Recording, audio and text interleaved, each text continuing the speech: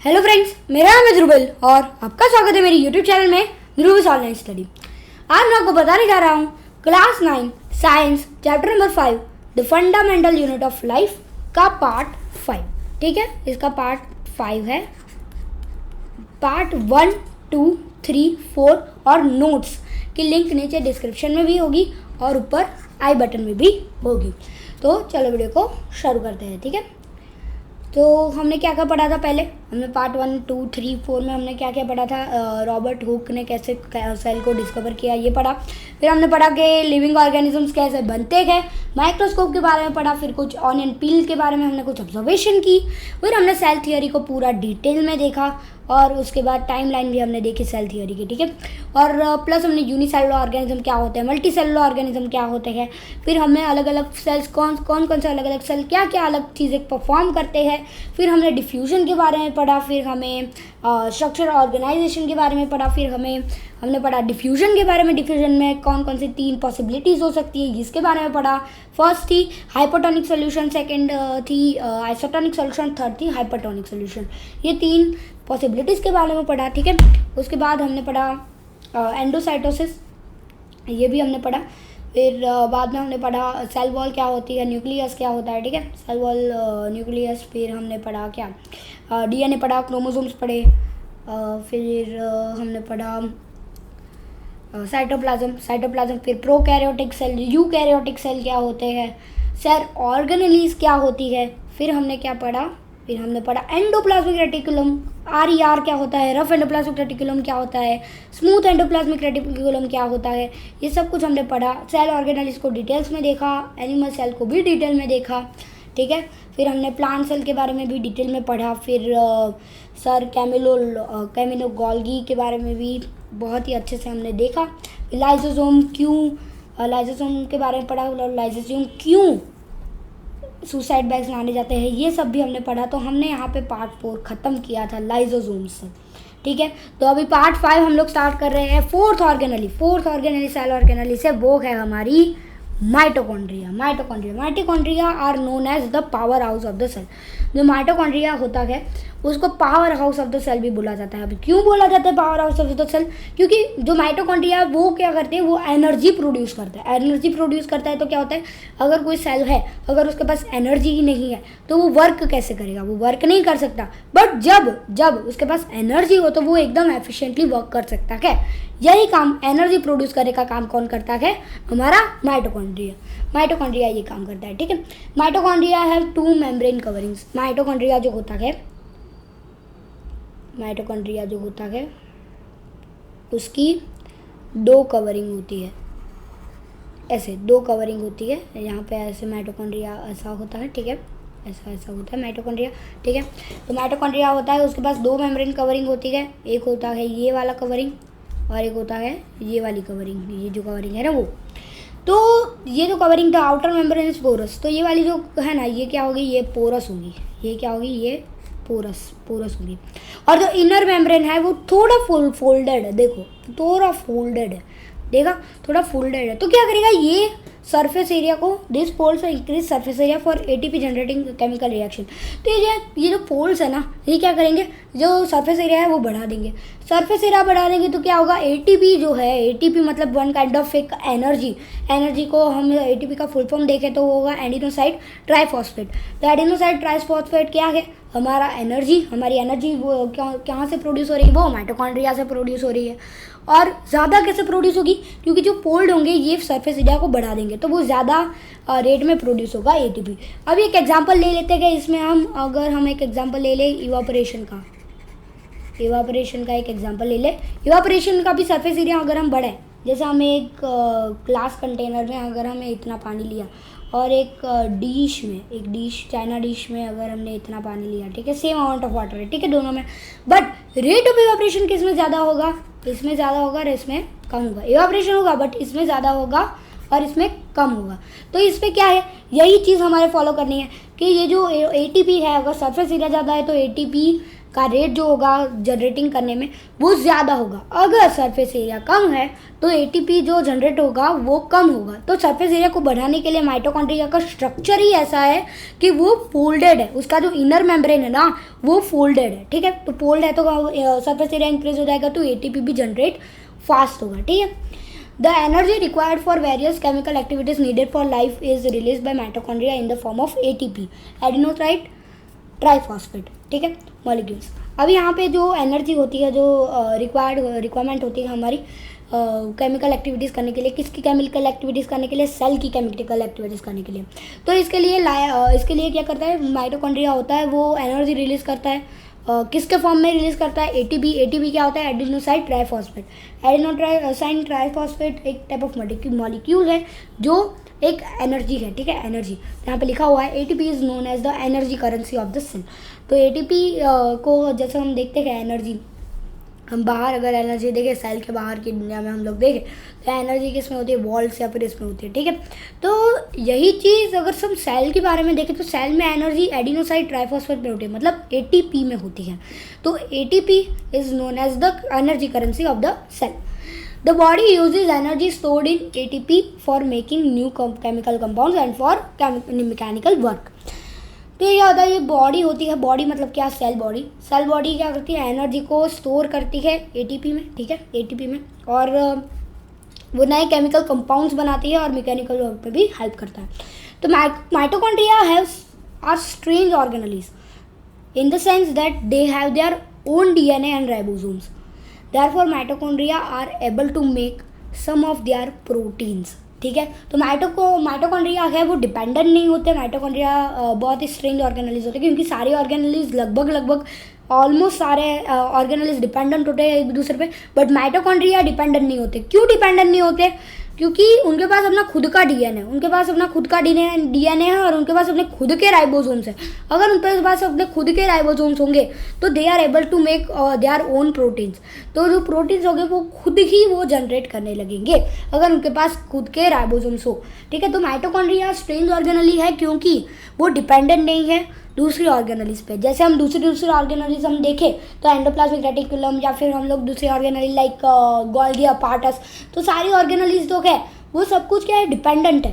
अगर endoplasmic reticulum है, ठीक है, एंडोप्लाज्मिक रेटिकुलम है, अगर उनको राइबोसोम नहीं मिला, वो खुद तो राइबोसोम प्रोड्यूस नहीं करते, अगर उनको राइबोसोम नहीं मिला तो वो क्या कर जाएंगे, वो डेड हो जाएंगे। अगर सेम चीज़ हम गोल्गी बॉडी की बात करेंगे, गोल्गी बॉडी में अगर उन लोगों को वेसिकल्स नहीं मिलेंगे, वेसिकल्स के फॉर्म में वो डिस्पैच और स्टोर नहीं कर पाएंगे, तो वो क्या हो जाएंगे, वो ठीक से फिर जब करने को आएगा काम फिर वो नहीं कर पाएंगे। पर माइटोकॉन्ड्रिया का ऐसा नहीं है। माइटोकॉन्ड्रिया का अगर देखें तो उसके खुद के राइबोसोम्स है और वो खुद ही सब कुछ करता है, प्रोटीन्स भी खुद भी बनाता है, ठीक है। तो माइटोकॉन्ड्रिया के बारे में हमने ये सब कुछ पढ़ा। अभी हम आते हैं फिफ्थ ऑर्गेनेली पे, वो है हमारी plastids are present only in plant cell. एक प्लांट सेल है, प्लांट सेल में ही सिर्फ प्लास्टिड होता है, ठीक है। प्लास्टिड नहीं होता एनिमल सेल में, कभी भी प्लास्टिड नहीं होता, प्लांट सेल में ही सिर्फ प्लास्टिड होता है, ठीक है। तो there are two types of plastids, chloroplast, colour plastids and leucoplast, white और कलरलेस प्लास्ट। तो क्या है, क्रोमोप्लास्ट जो है वो कलरफुल प्लास्टिड है, मतलब कुछ बार ग्रीन होती है, कुछ बार येलो होती है, ठीक है। तो वो क्या है, कलरफुल। बट ल्यूकोप्लास्ट का ऐसा नहीं। ल्यूकोप्लास्ट कैसा है, ल्यूकोप्लास्ट वाइट है और कलरलेस भी होता है, ठीक है, ल्यूकोप्लास्ट। तो ये सा है, ठीक है। Chromoplast containing the pigment chlorophyll are known as chloroplast. तो क्रोमोप्लास्ट जो होता है, क्रोमोप्लास्ट तो क्या होता है, वो एक पिगमेंट लेते हैं, पिगमेंट ग्रीन पिगमेंट होता है, ठीक है, वो होता है क्लोरोफिल। तो उसको क्या बोला है, क्लोरोप्लास्ट बोला जाता है। फिर अभी जब हमने क्या पढ़ा, क्रोमोप्लास्ट पढ़ा, ये क्लोरोप्लास्ट होता है, ठीक है। Chloroplast are important for photosynthesis in plant. Chloroplast जो होता है वो बहुत ज़्यादा इंपॉर्टेंट होता है फोटोसिंथेसिस, प्लांट्स पे फोटोसिंथेसिस करने के लिए। Chloroplast also contain various yellow और green orange pigments in addition to chlorophyll. तो जो क्लोरोप्लास्ट होता है उसके पास येलो कलर भी होता है, ऑरेंज कलर भी होता है, ऑरेंज कलर के भी पिगमेंट्स होते हैं प्लस क्लोरोफिल के साथ, ठीक है। ल्यूकोप्लास्ट, अभी हमने क्रोमोप्लास्ट के बारे में पढ़ लिया, क्रोमोप्लास्ट से क्लोरोप्लास्ट कैसे होता है, ठीक है, ये सब कुछ हमने पढ़ लिया। अभी हम आते हैं ल्यूकोप्लास्ट में। Leucoplast are primarily organelles in which materials such as starch, oils and protein granules are store. तो क्या होता है ल्यूकोप्लास्ट में? ल्यूकोप्लास्ट एक प्राइमरी ऑर्गेनली है जिसमें मटेरियल स्टोर किया जाता है। कौन कौन सा मटेरियल स्टोर किए जाते हैं? एक होता है स्टार्च, स्टार्च होता है सेल का स्टार्च। दूसरा होता है ऑयल, ऑयल्स जो सेल के अंदर आते हैं वो ऑयल्स भी स्टोर किए जाते हैं, और प्लस प्रोटीन्स भी स्टोर किए जाते हैं। The internal organisation of the chloroplast consist of numerous membrane layers embedded in the material called the stroma. तो ये जो इंटरनल ऑर्गेनाइजेशन है क्लोरोप्लास्ट का, तो उसके अंदर बहुत सारे मेम्ब्रेन लेयर्स है, ठीक है, बहुत सारे मेम्ब्रेन है, तो उसको क्या नाम दिया गया है? स्ट्रोमा, ठीक है, स्ट्रोमा। इनके पास एक मटेरियल होता है, उनसे बना हुआ मटेरियल जिससे वो बनता है मेम्ब्रेन, तो उसको क्या बोलते हैं? Stroma. This are similar to mitochondria in external structure. ये एक्चुअली में स्ट्रक्चर हम देख रहे हैं एक्सटर्नली, तो ये माइटोकॉन्ड्रिया से बहुत ज़्यादा मिले जुले होते हैं, ठीक है, बहुत ज़्यादा मिलते हैं। Plastids also have their own DNA and ribosome. Plastid जो होते हैं उनके पास भी अपना खुद का डीएनए होता है और राइबोसोम होता है। ये सेम चीज़, plastid are also not dependent, ठीक है। वैक्यूल्स पे आते हैं। Vacuoles are storage sacs for solid और लिक्विड कंटेंट्स। तो वैक्यूल्स है वो क्या है? अपने स्टोरेज बॉक्सेस, ठीक है, storage boxes like for solid और लिक्विड कंटेंट्स, ठीक है, सॉलिड भी जाते हैं वैक्यूल्स में और लिक्विड भी जाते हैं। Vacuoles are small size in human cell. जो वैक्यूल्स होते हैं वो बहुत ही छोटे छोटे होते हैं, ठीक है, ह्यूमन सेल में। अगर एनिमल सेल देखें तो वैक्यूल्स ऐसे होंगे, बहुत ज़्यादा होंगे, ठीक है, वैक्यूल बहुत ज़्यादा होगा। अगर हम प्लांट सेल में देखें, ये हमारा प्लांट सेल, तो इसमें वैक्यूल इतना बड़ा होगा, ठीक है, इतना बड़ा वैक्यूल होगा।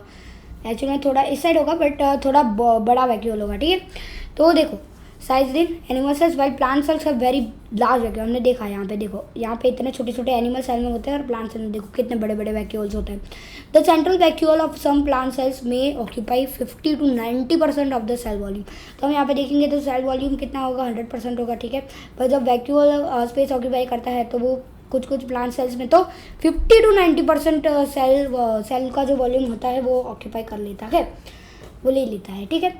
आगे बढ़ते हैं। In plant cells vacuole are full of cell sap and provide turgidity and rigidity to the cell. तो जो प्लांट सेल होते हैं, प्लांट सेल के वैक्यूल्स वो पूरे होते हैं, ठीक है, are full of the cell, वो पूरे सेल से भरे होते हैं, ठीक है।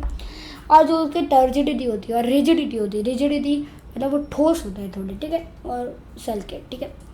Many substances of important in the life of the plant cell are stored in vacuoles. तो मेरा जो सब्सटेंसेस होता है वो बहुत ज़्यादा इंपॉर्टेंट होता है of the life of the plant cell, तो क्या होगा? उसको वैक्यूल्स में स्टोर किया जाएगा। अभी this includes amino acids, sugar, various organic acids and some proteins, ठीक है। तो ये सब जो इम्पॉर्टेंट सब्सटेंसेस है उसमें क्या क्या आता है? उसमें आता है हमारा एमिनो एसिड्स होते हैं, उसमें शुगर्स होती है, फिर वेरियस ऑर्गेनिक एसिड्स भी होते हैं, बहुत सारे अलग अलग ऑर्गेनिक एसिड्स भी होते हैं, एंड सम प्रोटीन्स भी अंदर स्टोर किए जाते हैं, ठीक है।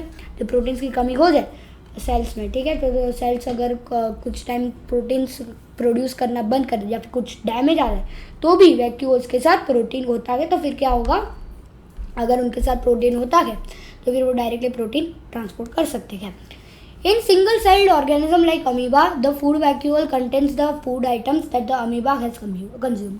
तो single celled organism like unicellular organisms का अगर हम एक एग्जांपल ले जिसका है अमीबा, ठीक है। अमीबा का जो फूड वैक्यूल होता है वो सिर्फ फूड आइटम्स रखता है, ठीक है, जो अमीबा को लेनी होती है, ठीक है, अमीबा को खाना होता है।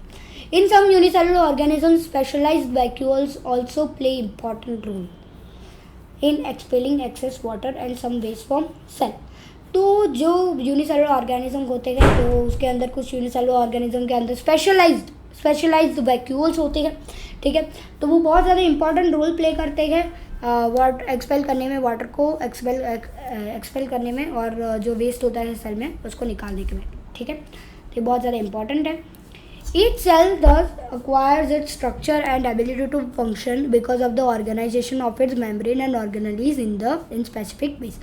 तो हर एक सेल जो स्ट्रक्चर होता है उसका थोड़ा थोड़ा चेंज होता है, उसका खुद का स्ट्रक्चर होता है, ठीक है, और उसकी एबिलिटी होती है कि वो डिफरेंट प्रकार के फंक्शन करें।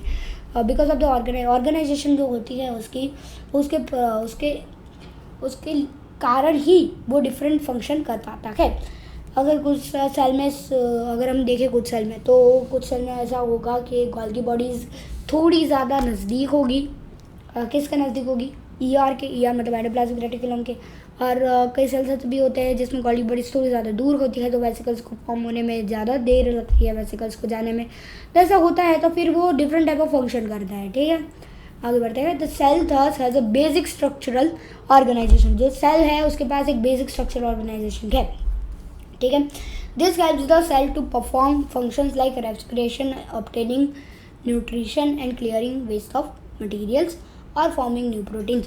तो ये जो थिंग्स, ये जो बेसिक स्ट्रक्चरल ऑर्गेनाइजेशन है, तो ये क्या हेल्प करती है सेल को परफॉर्म करने के लिए? जो फंक्शन होते हैं लाइक ब्रीदिंग, रेस्पिरेटिंग, ठीक है, फिर न्यूट्रिशन को लेना, फिर वेस्ट मटेरियल जो होता है उसको बाहर ले जाने का, वो सब काम क्या करता है? वो सब लाइसोसोम्स करते हैं। ठीक है, ये सब करते हैं। फिर फॉर्मिंग न्यू प्रोटीन्स, जो प्रोटीन्स जो होते हैं वो बनाना पड़ते हैं। ठीक है, वो कौन बनाता है? Rough endoplasmic reticulum.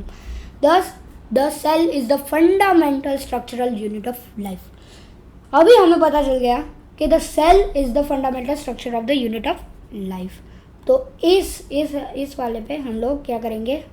एक इसको हाईलाइट कर देंगे, क्योंकि यहाँ पे ही चैप्टर का हमें पता चलता है कि चैप्टर का नाम the fundamental unit of life क्यों रखा गया। ठीक है, the cell is the fundamental structure unit of living organisms, ये हमें पता चल गया अभी ये सारा पढ़ने के बाद। और it is also the basic functional unit of life. सबसे बेसिक फंक्शन करता है ना लाइफ में, वो यही होता है, सबसे बेस वाला। ठीक है, बेस वाला फॉर्म, उसके बाद टिश्यूज एंड ऑल दैट। ठीक है, फिर अभी हम आते हैं वैक्यूल्स पे ख़त्म करके हम आते हैं अभी सेल डिवीजन पे। सेल डिवीजन मतलब रिप्रोडक्शन। ठीक है, new cells are formed in organisms in order to grow, to replace old, dead and injured cells and to form gametes required for reproduction. तो क्या होगा? जो सेल्स होंगे वो ऑर्गेनिज्म में फॉर्म होंगे और वो ग्रो भी करेंगे। अभी ग्रो करेंगे तो वो मरने तो वाले ही है, तो क्या करेंगे? तो फीमेल सेल्स होती है, जो मदर सेल्स होती है, वो क्या करेंगे? वो अपने आप को 2 सेल में डिवाइड कर देंगे। एक ये बन गया और फिर एक ये बना, दोनों अलग अलग सेल्स बन जाएंगे। तो ये एक प्रॉपर टाइप ऑफ गैमेट बन जाएगा ये जब डिवाइड होगा तब। तो क्या होगा? ये एक बहुत ही रिक्वायरमेंट है हमारे रिप्रोडक्शन के लिए। अगर रिप्रोडक्शन नहीं होता, अगर कोई बच्चा बॉर्न होता है, ठीक है, उसके बाद रिप्रोडक्शन बंद ही हो गया सेल का, ठीक है, सेल का रिप्रोडक्शन बंद हो गया, तो क्या करेगा? वो बच्चा जी नहीं पाएगा। कोई भी वजह, कोई भी चीज़ हो, ठीक है, वो जी नहीं पाएगी। क्यों? क्योंकि समय आने पर क्या होता है, सेल जो होते हैं वो पुराने होते जाते हैं, फंक्शन कम करते जाते हैं और वो मरते जाते हैं। तो फिर अगर रिप्रोडक्शन नहीं होगा सेल का, तो फिर क्या होगा? फिर वो लोग नहीं कर पाएंगे। ठीक है, the process by which new cells are made is called cell division. जो न्यू सेल बनते हैं तो इस प्रोसेस को क्या कहा जाता है? सेल डिवीजन कहा जाता है। There are 2 main types of cell division. ये 2 main type of cell division होते हैं। वो है, first is mitosis and second is meiosis. दोनों सुनने में तो सेम लगते हैं बट अलग अलग है। ठीक है, माइटोसिस और meiosis. The process of cell division by which most of the cells divide for growth is called mitosis. The process of cell मतलब सेल डिवीजन के जो प्रोसेस होते हैं जिसमें बहुत सारे सेल मतलब mostly all the cells divide होते हैं ग्रोथ के लिए, वो होता है माइटोसिस। सबसे ज़्यादा यूज्ड सेल में यही होता है, mitosis. In this process each cell called mother cell. सारे सेल को मदर सेल बोला जाता है। ठीक है, इसमें, ठीक है, divides to form 2 identical daughter cells. The daughter cells have the same number of chromosomes as mother cell. It helps in growth and repair of tissues in organisms. Specific cells of reproductive organs or tissues in animals and plants divide to form gametes, which after fertilization give rise to offspring. ठीक है, तो अभी क्या होता है? ये mitosis process में क्या होता है? माइटोसिस प्रोसेस में यहाँ पे सिंपली यहाँ पे एक डायग्राम दिया गया है, डायग्राम है। ठीक है, माइटोसिस में यहाँ पे ये एक सेल है, ये यहाँ पे एक सेल है। ठीक है, हम ऐसा नहीं गिनते, हम इसको एक सेल गिनते हैं। ठीक है, इसको एक सेल गिनते हैं और एक सेल के यहाँ से 2 टुकड़े हो गए, इसको हमने कट कर दिया। कट कर वो खुद से ही अपने आप को कट कर देते हैं। ठीक है, तो ये जो है तो ये अलग अलग बन जाएंगे, ये हमारा एक अलग बन गया, ये हमारा एक अलग बन गया, ठीक है। अब यही चीज़ हम इसमें लेंगे, इसमें से भी हम लोग क्या करेंगे, हम यहाँ पे एक दूसरे को डिवाइड कर देंगे। डिवाइड कर देंगे तो ये एक और अलग फॉर्म हो जाएगा। देखो एक और अलग फॉर्म हो गया फॉर्म एक। अभी यही चीज़ इसमें भी करेंगे, इसमें भी करेंगे, इसमें भी करेंगे तो इसमें अलग हो गया अभी फॉर्म, ठीक है। और इसमें करेंगे तो इसमें अलग फॉर्म हो गया फॉर्म। यहाँ पे भी सेम चीज़, इसको डिवाइड करेंगे, डिवाइड कर देंगे तो फिर क्या होगा, ये अलग फॉर्म हो जाएगा यहाँ पे जो है ये, और ये अलग फॉर्म हो जाएगा। अगर आपको यहाँ से पता नहीं चलता तो सिंपली भाषा में यहाँ पे बोलूँ आपको, सिंपल लैंग्वेज में, तो एक एनिमल सेल, अभी ये एनिमल सेल में 100 क्रोमोसोम्स है, ठीक है। इसमें क्या है, 100 क्रोमोसोम्स है। इफ़ 100 क्रोमोसोम्स, क्योंकि 100 क्रोमोसोम्स तो बहुत कम है। अभी ये क्या करता है, रिप्रोडक्शन के लिए वो एक दूसरे को डिवाइड कर देता है, यहाँ पे 50-50 चला जाता है, ठीक है। तो क्या होता है, एक सेल यहाँ पे न्यू बन जाता है और दूसरा सेल यहाँ पे न्यू बन जाता है। तो ये क्या हो गया, दो सेल बन गए, ठीक है, से 2 सेल बन गए। तो ऐसा नहीं होगा कि इसमें 50 आएगा, इसमें 50 आएगा, ऐसा नहीं होगा। क्या होगा दिखाता हूँ मैं, क्या होगा अगर ये 100 है तो अभी ये होगा क्या कि 100 में से यहाँ पे भी 100 रहेंगे और यहाँ पे भी 100 रहेंगे। अभी क्यों 100 रहेंगे, क्योंकि रिप्रोडक्शन होता क्यों है, क्योंकि रिप्रोडक्शन होने के बाद क्या होता है, ग्रोथ के लिए रिप्रोडक्शन होता है। ऐसा नहीं कि रिप्रोड्यूस करने के लिए ग्रोथ मतलब रिप्रोडक्शन होता है, पर सेल्स में क्या होता है, सेल्स में ग्रोथ होने के लिए रिप्रोडक्शन होता है। क्योंकि यहाँ पे क्रोमोसोम्स होता है, तो क्रोमोसोम्स को 100 है तो ये 100 200 बन जाता है, ठीक है। तो क्या होता है कि ऐसा नहीं होता कि सेल डिवाइड होता है तो आधे क्रोमोसोम्स इसमें चले गए, आधे क्रोमोसोम्स इसमें चले गए, ऐसा नहीं होता। अगर यहाँ पे 100 है तो यहाँ पे भी 100 होंगे, यहाँ पे भी 100 होंगे। यहाँ पे लिखा हुआ है, देखो, the daughter cells have the same number of chromosomes as mother cell. जो डॉटर सेल है, इन दोनों को डॉटर सेल बोला जाएगा, उनके पास सेम नंबर ऑफ क्रोमोसोम्स होंगे जितने क्रोमोसोम्स मदर सेल के पास है, ठीक है। समझ आ गई। ये माइटोसिस वाली प्रोसेस, माइटोसिस वाले में प्रोसेस में क्या था कि एक सेल वो होता है मदर सेल डिवाइड कर देता है, 2 डॉटर सेल मिल जाती है हमें। 2 डॉटर सेल मिलने के बाद जितने भी क्रोमोसोम्स मदर सेल में होते हैं वो दोनों के दोनों डिवाइड नहीं होते, बट दोनों के दोनों सेम अमाउंट ऑफ क्रोमोसोम्स एक में होता है, सेम अमाउंट ऑफ क्रोमोसोम दूसरे में होता है, ठीक है। माइटोसिस में ये होता है। अभी आता है मियोसिस में। मियोसिस से they divide by a different process called meiosis which involves 2 consecutive divisions. When a cell divides by meiosis, it produces 4 new cells instead of just 2. Figure 5.8. The new cells only have the half number of chromosomes than that of the mother cells. Can you think thus as to why the chromosome number has reduced into half in the daughters? तो ये जो diagram दिया गया है तो वो थोड़ा complicated है ज़्यादा, ठीक है। तो ऐसे नहीं करेंगे हम लोग। ये हमारी माइटोसिस है। अभी एक हमने ले लिया इसको, इसमें भी हमने ले लिया 100 से, ठीक है, 100 थे। अभी 100 में से हमने देखा कि इसमें 2 बाहर निकले, तो एक में क्या था, एक में हमारे 100 और दूसरे में भी क्या होगा, हमारे 100, ठीक है। हमने देखा माइटोसिस प्रोसेस में। अभी क्या होगा कि ये दोनों भी डिवाइड हो जाएंगे, फिर ये दोनों डिवाइड होने के बाद 2 अलग सेल निकलेंगे, यहाँ से भी और यहाँ से भी। तो क्या होगा कि इतने सारे डिवीजन के बाद क्या होगा कि ये जो सेल्स होंगे ना वो 50 क्रोमोसोम्स ही बचेंगे उनमें, ठीक है। 50 क्रोमोसोम्स ही बचेंगे। क्यों बचेंगे 50 क्रोमोसोम्स? इनके 50 क्रोमोसोम्स क्यों बचेंगे? क्योंकि देखो वो तो हेरिडेटरी था कि 100 क्रोमोसोम्स थे, तो 100 क्रोमोसोम्स तो थे हमारे। तो अगर वो सेल डिवाइड होता है तो ऐसा नहीं होता कि आपके दादाजी के, मतलब अगर हम ह्यूमंस का एग्जांपल ले तो फिर आपके दादाजी के भी 100% आएंगे आप में क्रोमोसोम्स, ठीक है। ऐसा नहीं होता। फिर क्या होगा, थोड़ा चेंज हो जाएगा, फिर 50-50 हो जाएगा, ठीक है। 50-50 क्यों हो जाएगा? क्योंकि सेल दूसरी बार भी डिवाइड हो रहा है। सेल दूसरी बार डिवाइड हो जाएगा तो क्या हो जाएगा, ये जो होगा तो वो और डिवाइड हो जाएगा। अगर मैं इसमें समझाऊँ आपको, इस डायग्राम में समझाऊँ तो इस डायग्राम में देखो, अगर ये सेल पहले डिवाइड हो गया, ये दोनों सेल, ठीक है, ये दोनों सेल पहले डिवाइड हो गए। अब ये दोनों सेल, एक यहाँ पे आ गया, एक यहाँ पे आ गया, ठीक है। ये दोनों सेल डिवाइड हो गए, डन, ये दोनों सेल डिवाइड हो गए। अभी वो डिवाइड यहाँ पे ये 2 हुए, ये 2 डिवाइड हुए तो ये बन गए, ठीक है। ये 2 डिवाइड हो गए तो ये बन गए, थोड़े मिक्स हो गए। अभी क्या होगा, अभी जो सेल्स है वो क्या बन जाएंगे, इसमें से इतना पोर्शन और इसमें से इतना पोर्शन, और इसमें से इतना पोर्शन और इसमें से इतना पोर्शन, समझ रहे हो। देखो इतना जो पोर्शन है वो पोर्शन इसमें जा रहा है और इतना जो पोर्शन है ये पोर्शन इसमें जा रहा है। अभी तो इतना पोर्शन जो बाकी रहा है ये इसमें जा रहा है और ये जो इतना पोर्शन बाकी रहा है वो किस में जा रहा है, वो भी इसमें जा रहा है। सेम थिंग अगर यहाँ पे करें तो यहाँ पे इतना जो पोर्शन है वो किस में जा रहा है, इसमें जा रहा है। और अगर इतना जो इतना जो पोर्शन है वो इसमें जा रहा है। अभी सेम चीज़ यहाँ पे करी थे, इतना जो प्रोसेस है हमारा ये प्रोसेस पोर्शन कहाँ पे जा रहा है, यहाँ पे जा रहा है और इतना पोर्शन है वो यहाँ पे जा रहा है।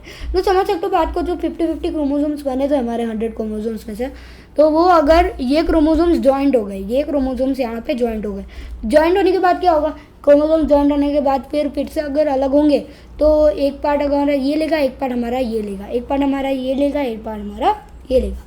तो ये था मायोसिस वाला प्रोसेस। मायोसिस वाला थोड़ा कॉम्प्लिकेटेड होता है और मायोसिस में क्या होगा, एक और भी चीज़ है, मायोसिस जो प्रोसेस है वो सारे सेल्स में नहीं होता, बहुत ही रेयर सेल्स में मायोसिस प्रोसेस के रिप्रोड्यूस होता है, बट मेनली माइटोसिस मेथड से ही सेल्स जो रिप्रोड्यूस करती है।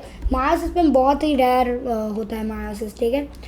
तो यहाँ पे हमारा चैप्टर होता है ख़त्म। यहाँ पे हमारा chapter number 5 the fundamental unit of life, हमारा चैप्टर होता है ओवर, ठीक है। इसके नोट्स प्रोवाइड हो जाएंगे आपको जब ये चैप्टर हफ्ते के बाद, ये वीडियो अपलोड होने के हफ्ते के बाद आपको इस चैप्टर के नोट्स पूरे के पूरे नोट्स आपको प्रोवाइड हो जाएंगे, ठीक है। तो एक और चीज़ आपको समझाना था, ठीक है। प्रोकैरियोटिक सेल, ये प्रोकैरियोटिक सेल, ठीक है। तो प्रोकैरियोटिक सेल अगर हम बात करें तो प्रोकैरियोटिक सेल में क्या होता है, यहाँ पे ये जो होता है ना, ये देख रहे हो ब्राउन जैसा, ये हमारा होता है प्लाज्मा मेम्ब्रेन। अब ये जो ऊपर का होता है ना ब्लू वाला, इसको हम बोल देंगे सेल मेम्ब्रेन, ये होता है हमारा सेल मेम्ब्रेन। अभी ये जो होता है, ये जो दिख रहा है यहाँ पे तो छोटे छोटे डॉट्स, ये हमारा होते हैं क्या होता है, राइबोसोम्स होता है। और एक एडिशनल चीज़ समझानी थी कि ये जो है ये होते हैं, तो ये क्या होते हैं, ये इसका नाम होता है फ्लैजेला, ठीक है। फ्लैजेला क्या करते हैं, फ्लैजेला एक्चुअली में सेल को, प्रोकैरियोटिक सेल ऐसे हिल नहीं सकते, तो प्रोकैरियोटिक सेल को हिलने में, मूवमेंट करने में वो हेल्प करता है फ्लैजेला। और फ्लैजेला की अगर हम एग्जांपल ह्यूमन बॉडी में, तो वो हमारे है स्पर्म्स को देखा है, स्पर्म्स के पास क्या होता है, फ्लैजेला होता है, तो फ्लैजेला से स्पर्म मूव करते हैं। और ये होता है न्यूक्लियोइड प्रिमिटिव न्यूक्लियस होता है, ठीक है। तो उनके पास न्यूक्लियर मेम्ब्रेन नहीं होता। तो ये था हमारा प्रोकैरियोटिक सेल का डायग्राम, ये हमारा छूट गया था हमारा, ठीक है। आगे बढ़ते हैं, हमारा चैप्टर यहाँ पे ही ख़त्म होता है, ठीक है। पूरा का पूरा हमारा चैप्टर ख़त्म होता है। इसके क्वेश्चन आंसर भी प्रोवाइड हो जाएंगे हमारी तरफ से, ठीक है। इनके क्वेश्चन आंसर पे भी वीडियोस बनेंगे और प्लस इनके आईएमपी क्वेश्चन भी प्रोवाइड होंगे, प्लस जो एग्ज़ाम में पूछे जाने वाले एमसीक्यूज होंगे वो भी प्रोवाइड हो जाएंगे, और नोट्स भी हफ्ते भर में प्रोवाइड हो जाएंगे। So thank you for watching, please like share subscribe the channel and press the bell icon. और अब हम मिलते हैं लेसन नंबर 8 में, ठीक है। मोशन है, फर्स्ट चैप्टर है फिजिक्स का, ठीक है। सो बाय बाय।